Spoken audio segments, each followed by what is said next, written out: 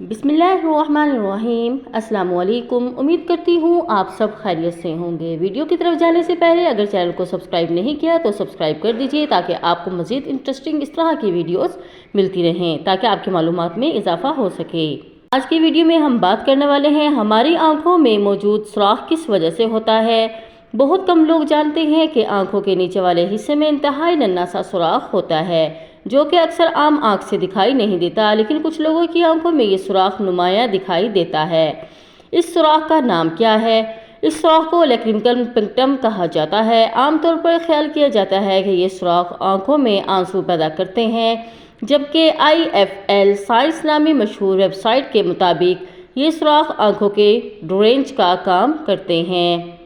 रोने के बाद नाक क्यों बहती है? इस सुराख के ज़रिए आंसू ड्रेन होकर नाक और हलक में जाता है।